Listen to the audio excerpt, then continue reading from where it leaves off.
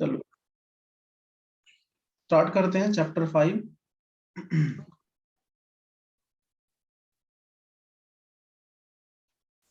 Organometallic chemistry.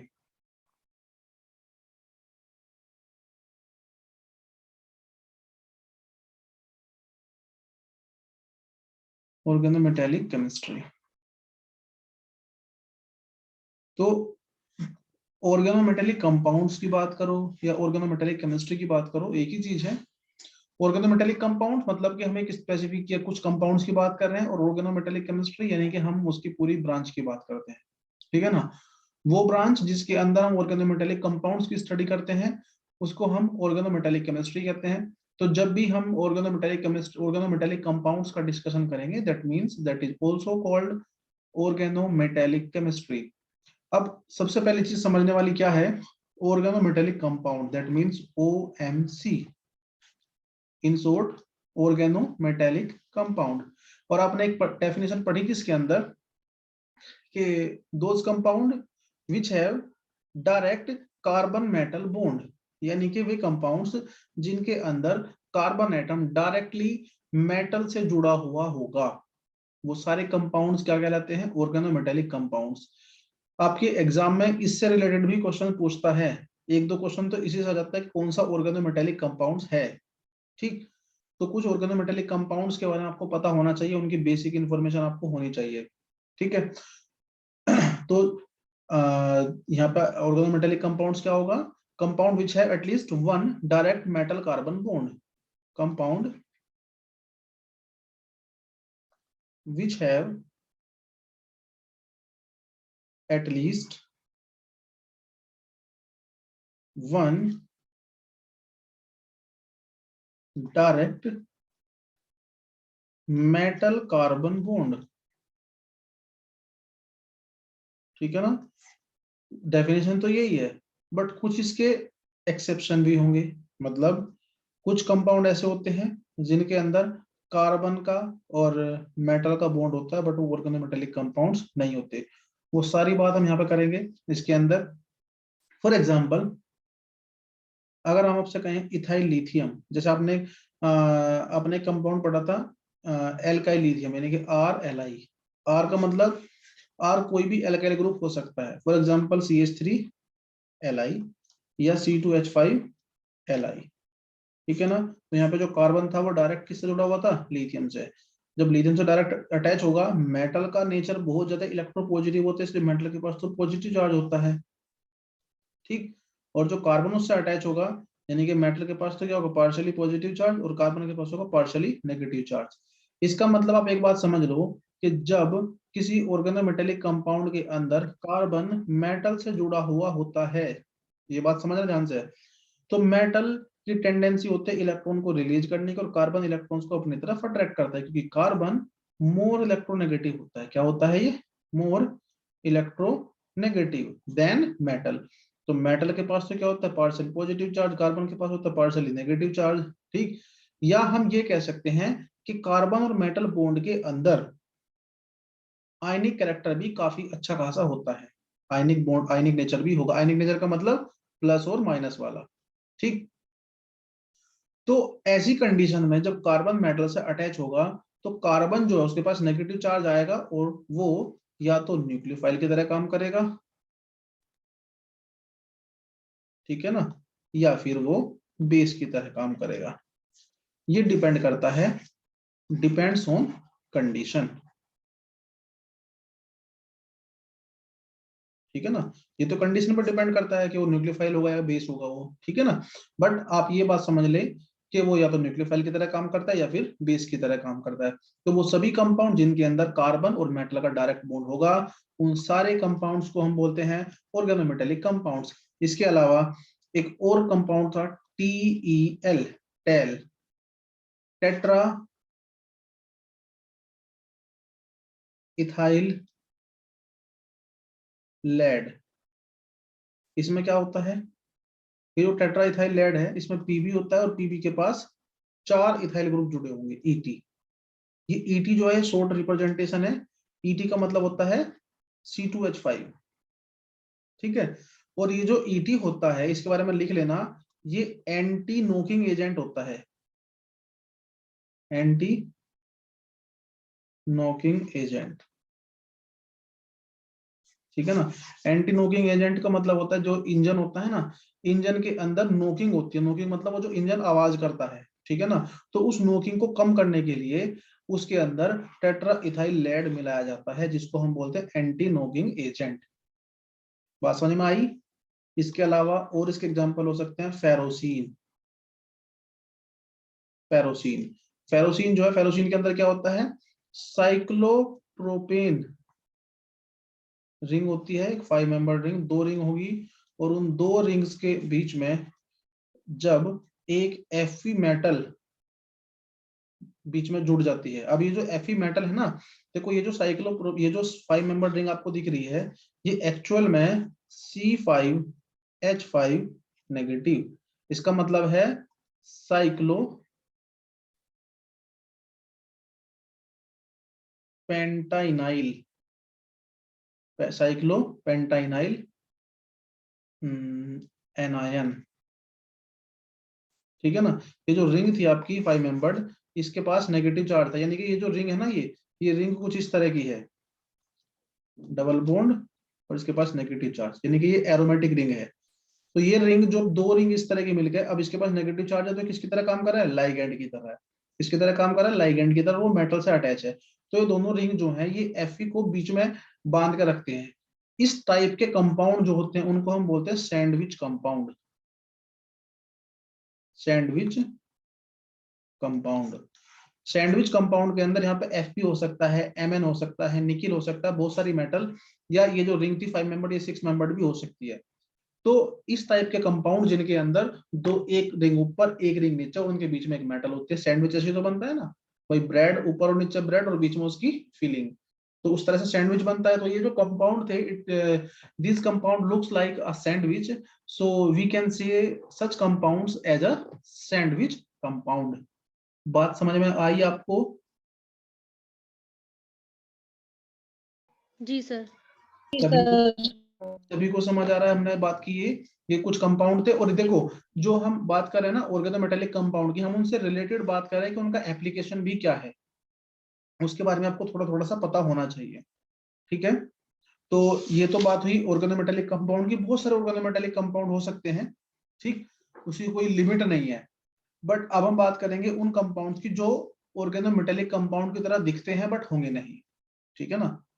तो most important example इसमें एक होता है आपका कैल्शियम ऑक्जेलेट, कैल्शियम ऑक्जेलेट, जो कैल्शियम ऑक्जेलेट है, इसके अंदर क्या होता है, इसको हम ऐसे लिखते हैं COO, इसकी ट्वाइस और Ca, ठीक है ना। इसको आप, ये जो कंपाउंड है ये आपको ऑर्गेनिक कंपाउंड की तरह दिखता होगा, ऑक्जेलिक एसिड से बना हुआ है। तो ये जो इसकी स्ट्रक्चर होती है एक्चुअल में वो कुछ इस तरह की होती है, और जो इसकी स्ट्रक्चर है, ठीक, जो इसकी स्ट्रक्चर एक्चुअल में O के पास, दोनों के पास माइनस होता है और इसके पास +2, तो यहाँ पर जो बॉन्ड बना उसके अंदर आयनिक कैरेक्टर है। तो यहाँ पे जो मेटल था, मेटल का डायरेक्टली बॉन्ड किससे बना हुआ है, ऑक्सीजन से, ना कि कार्बन से। तो this is not organometallic compound, ये आपका ऑर्गेनोमेटेलिक कंपाउंड नहीं होने का, ठीक है ना। इसी तरह से एक और कंपाउंड है आपका magnesium acetate, magnesium acetate, acetic का एसिड आपको दिखता होगा, एसिटिक एसिड ऑर्गेनिक कंपाउंड है, बट अगर वो मैग्नीशियम के साथ आयन बना रहा है, आप एक बात समझ लेना कि जितने भी कार्बोक्सिलिक एसिड के मेटल डेरिवेटिव होंगे, कार्बोक्सिलिक एसिड के जो मेटल डेरिवेटिव होंगे, वो कोई भी ऑर्गेनोमेटेलिक कंपाउंड नहीं होगा। फॉर एग्जांपल अगर मैं इसकी बात करता हूँ CH3 COO Mg और CH3 COO Mg, यानी कि यहाँ पे मेटल जो मैग्नीशियम वो किससे जुड़ा हुआ है, ऑक्सीजन से। तो आप यहाँ पे एक नोट लिख लेना इसके बारे में कि कार्बोक्सिलिक एसिड के मेटल डेरिवेटिव यानी कि जो मेटल के साथ रिएक्ट करते हैं और उससे अलग कंपाउंड बनता है, मेटल डेरिवेटिव ऑर्गेनोमेटेलिक कंपाउंड नहीं होंगे, ठीक है ना, तो इसमें कंफ्यूजन खत्म हो जाएगा आपका। समझ आई बात ये? हाँ जी। Yes sir. ठीक है, तो ये हमने पढ़ा इसका। अब यहाँ पर हम बात करते हैं क्लासिफिकेशन। क्लासिफिकेशन देखो, नाम वगैरह तो कुछ खास है नहीं, नाम तो आप सीधा सीधा सा बस ये समझ लो, लाइगैंड का नाम और फिर मेटल का नाम। ठीक है ना, इसमें कोई ज्यादा कॉम्प्लेक्स चीज है नहीं। हालांकि नाम वगैरह से कोई सवाल वगैरह पूछा भी नहीं जाएगा, शायद आ रहा होगा तो बता देंगे, उसको बाद में देख लेंगे। क्लासिफिकेशन की बात करेंगे तो देखो, इसमें क्लासिफिकेशन भी सिंपल सा ही समझना है आपको। क्लासिफिकेशन ज्यादा कुछ है नहीं। क्लासिफिकेशन, क्लासिफिकेशन मतलब टाइप्स ऑफ ऑर्गेनोमेटेलिक कंपाउंड्स। इसमें हम बात करते हैं, एक तो हो जाएगा आपका सिंपल ऑर्गेनोमेटेलिक कंपाउंड। जब हम सिंपल ऑर्गेनोमेटेलिक कंपाउंड की बात करते हैं तो उसका मतलब क्या होता है, उसके अंदर सिंपल ऑर्गेनोमेटेलिक कंपाउंड के अंदर क्या होता है, हाइड्रोकार्बन रेडिकल्स होंगे जो कि मेटल से अटैच होंगे। ठीक है, इसमें केवल आपके हाइड्रोकार्बन रेडिकल से मतलब, जैसे कि मान लिया हमने कहा C2H5 के ट्वाइस Zn, यानी कि इसमें जो ग्रुप जुड़ा हुआ है, जो लाइगेंड जुड़ा हुआ है, वो क्या होगा, वो आपका हाइड्रोकार्बन है। ठीक है, तो हाइड्रोकार्बन होगा, तो उस कंडीशन में जो आपका ऑर्गेनोमेटेलिक कंपाउंड है वो क्या होगा, सिंपल ऑर्गेनोमेटेलिक कंपाउंड। जैसे CH3Li, ये क्या है आपका ऑर्गेनोमेटेलिक कंपाउंड। ठीक है, बात समझ में आई है? हाँ जी। जी सर। ठीक है, जी सर। इसके बाद हम बात करते हैं मिक्स्ड। अगर मिक्स्ड ऑर्गेनोमेटेलिक कंपाउंड की बात करता है तो उसके अंदर क्या होगा, उनके अंदर हाइड्रोकार्बन रेडिकल भी होंगे और उसके साथ साथ कुछ अलग ग्रुप्स भी होंगे। जैसे कि फॉर एग्जांपल अगर मैं कहूं CH3MgI, क्या नाम था इसका, ग्रिग्नार्ड रिएजेंट, ग्रिग्नार्ड रिएजेंट था ना। तो देखो इसके अंदर जी हाइड्रोकार्बन सर। भी आ रहा है और Mg के साथ आई भी जुड़ा हुआ है, यानी कि कार्बन का ग्रुप भी और कोई उसके अलावा, हाइड्रोकार्बन के अलावा और भी ग्रुप्स जुड़े हुए हैं। ठीक है, तो जब हाइड्रोकार्बन के अलावा और भी ग्रुप जुड़े हुए होंगे तो उनको हम बोलते हैं मिक्स्ड ऑर्गेनोमेटेलिक कंपाउंड्स। समझ आई बात ये? जी। Yes sir. ठीक है। जी सर। अब इसके बाद जो है ऑर्गेनोमेटेलिक कंपाउंड्स ऑफ लिथियम, इसके अलावा देखो अभी इसमें जो है, अब इस चैप्टर के अंदर ये तो हमने पढ़ लिया ऑर्गेनोमेटेलिक कंपाउंड्स के बारे में और उसका क्लासिफिकेशन। अब क्या है यहाँ पे इस चैप्टर के अंदर, जैसे ऑर्गेनिक केमिस्ट्री के अंदर दिया हुआ था ना, कुछ ऑर्गेनोमेटेलिक कंपाउंड्स होंगे और उनके बारे में, उनके मेथड ऑफ प्रिपरेशन और उनकी केमिकल प्रॉपर्टीज के बारे में दिया हुआ होगा। जो कंपाउंड्स आपने पहले पढ़े हुए हैं, देखो उनको समझते हैं पहले, उसमें कौन कौन से हैं। अभी जैसे मान लिया पहला इसमें है हमारे पास, मतलब अब हम इस चैप्टर के अंदर कुछ कंपाउंड्स के बारे में पढ़ेंगे जो कि ऑर्गेनोमेटेलिक कंपाउंड है, और उनकी टोटल इंफॉर्मेशन, उनकी मेथड ऑफ प्रिपरेशन, उनकी केमिकल प्रॉपर्टीज, उनके एप्लीकेशन, वो सब हम पढ़ेंगे यहाँ पर। तो सबसे पहला हमारा कंपाउंड था organometallic compounds of lithium, OMC, organometallic compound of lithium.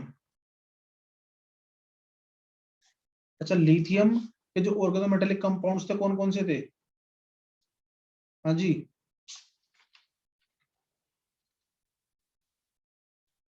बताया गए, बता सकते हो?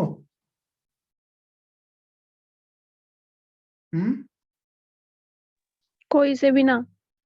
मतलब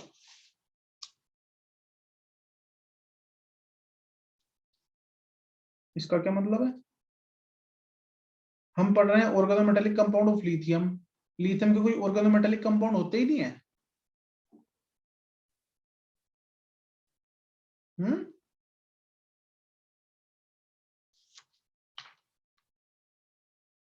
अरे बोल सकते हो तुम लोग क्या?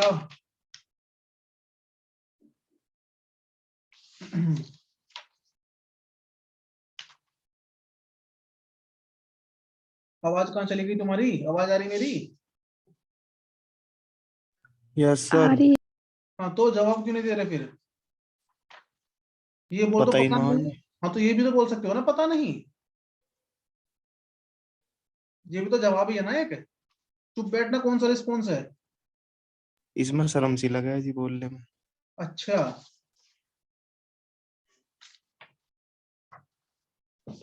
इसमें बोलने में शर्म सी लगे, अमर हो जाओगे तुम, रिकॉर्ड हो रही है वीडियो सब।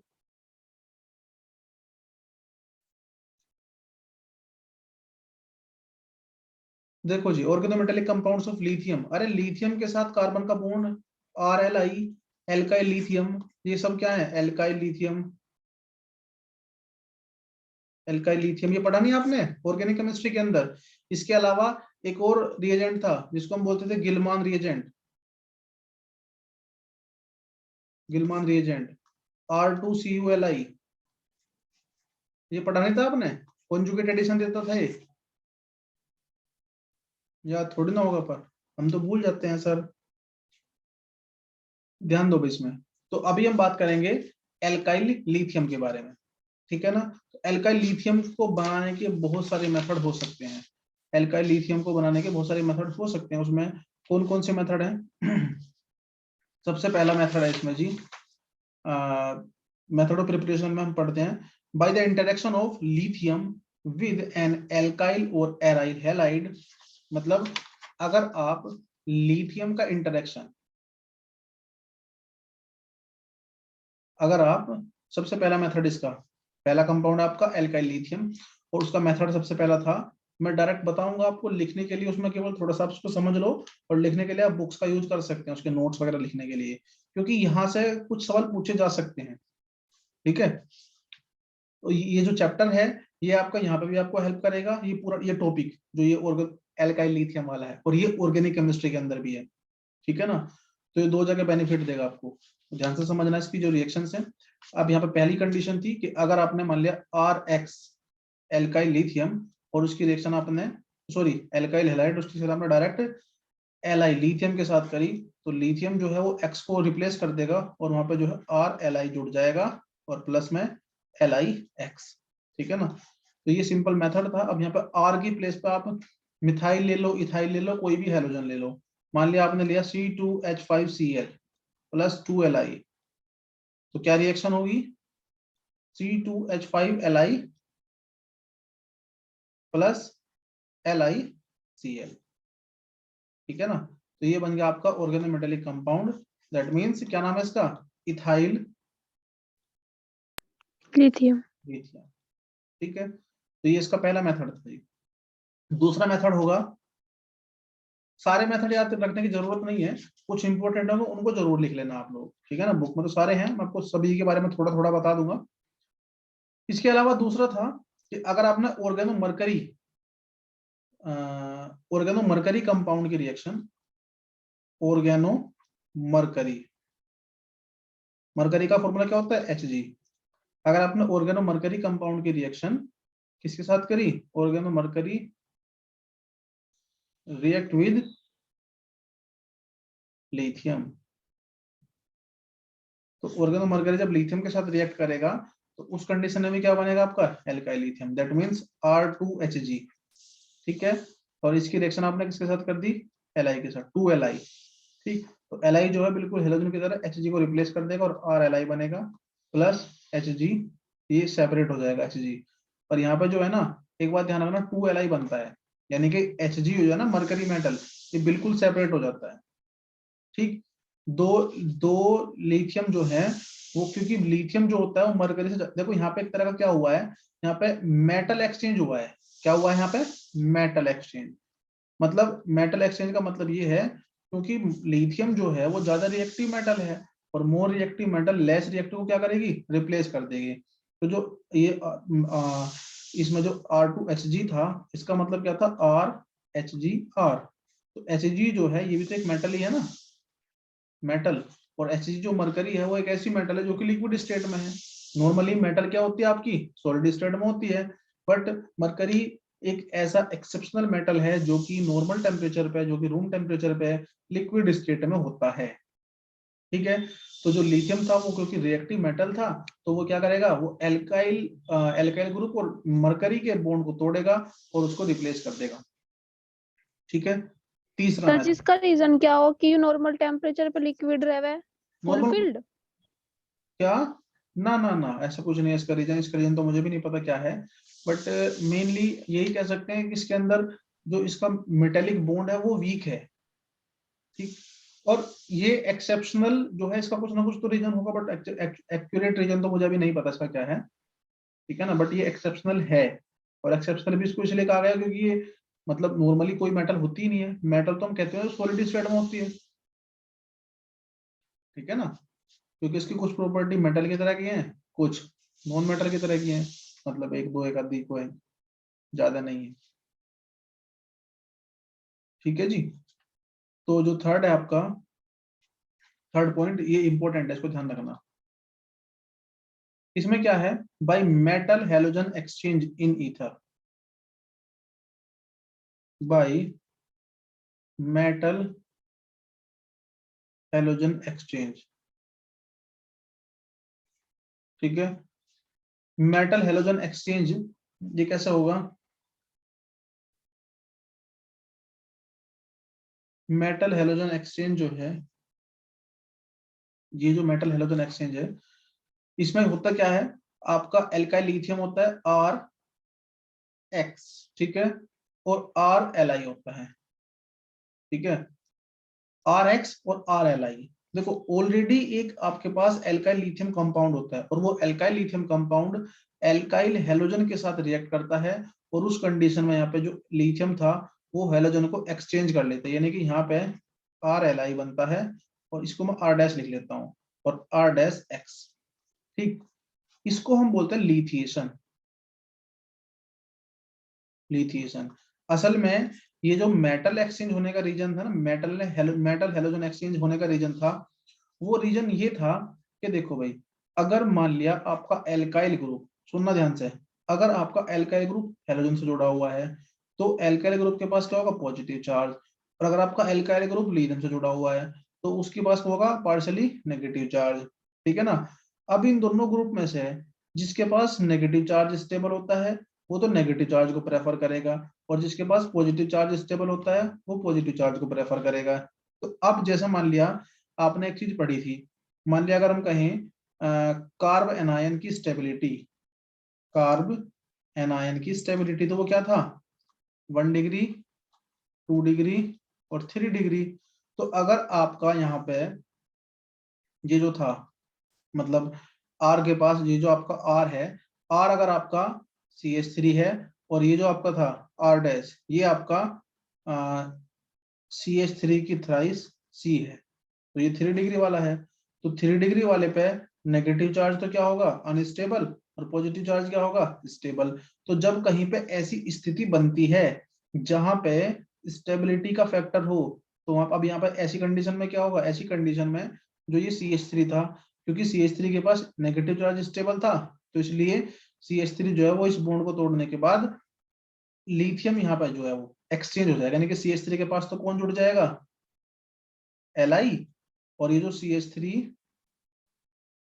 इसकी थ्राइस C, इसके पास क्या जाएगा, X, यानी कि यहाँ पर जो है मेटल जो है वो हेलोजन को एक्सचेंज करेगी, और ये जो एक्सचेंज होता है ये एक्सचेंज होता है due to the stability of alkyl group, alkyl हो या फिर एराइल हो, समझे कुछ। जी सर। फॉर एग्जाम्पल, एक और एग्जाम्पल है जो बहुत कॉमन सा आपको मिलेगा बार बार, ये 3-ब्रोमोपिरिडीन, ठीक है ना।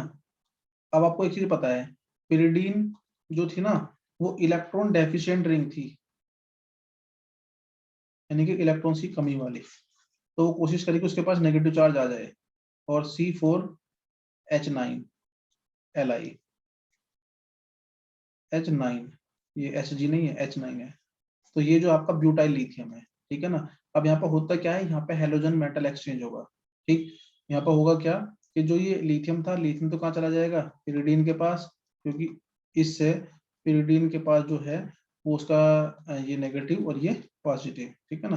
पिरिडीन जो इलेक्ट्रॉन डेफिशिएंट था वो नेगेटिव चार्ज को ज्यादा स्टेबल करता है, और प्लस ये जो आपका ब्यूटाइल ग्रुप था इसके पास पॉजिटिव चार्ज आ जाएगा, C4Hg और Br। तो केवल आपको करना इतना है कि आपको लिथियम से Br को एक्सचेंज कर देना है। जब कहीं पर आपको ऐसी रिएक्शन मिलेगी तो ये समझ लेना, ये कौन सी रिएक्शन होगी, मेटल हैलोजन एक्सचेंज।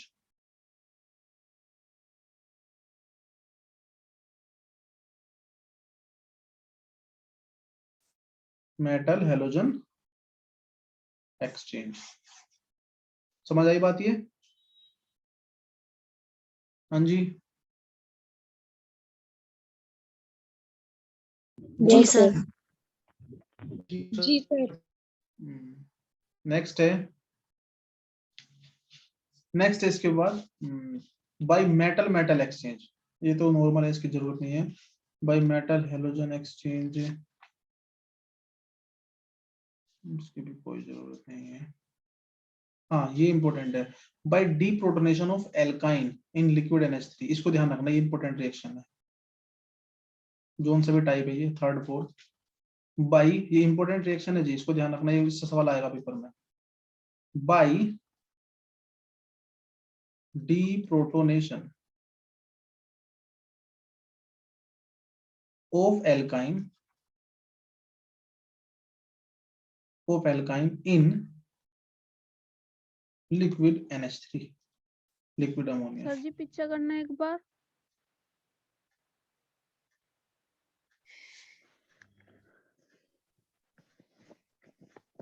C4H9 क्या आएगा सर यहाँ पे? ब्यूटाइल लिथियम, ये तो ऑर्गेनोमेटेलिक कंपाउंड था। ठीक यहाँ है। पे हम एक ऑर्गेनोमेटेलिक कंपाउंड से दूसरा बना रहे हैं, जो कि कंपैरेटिवली मोर स्टेबल होता है। मोर स्टेबल होगा तो बनेगा, नहीं तो नहीं बनेगा।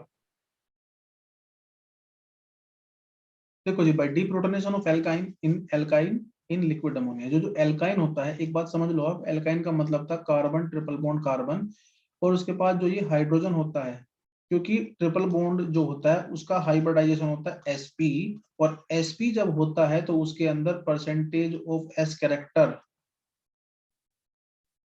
कितना होता है? 50%। 50%। और जो परसेंटेज ऑफ s कैरेक्टर होता है, ये डायरेक्टली प्रोपोर्शनल होता है इलेक्ट्रोनेगेटिविटी के, और इलेक्ट्रोनेगेटिविटी है तो इलेक्ट्रॉन्स को अपनी तरफ विड्रॉ करेगा, और विड्रॉ करेगा तो कहीं ना कहीं कार्बन के पास तो हो जाएगा पार्शियली नेगेटिव और हाइड्रोजन का पार्शियली पॉजिटिव।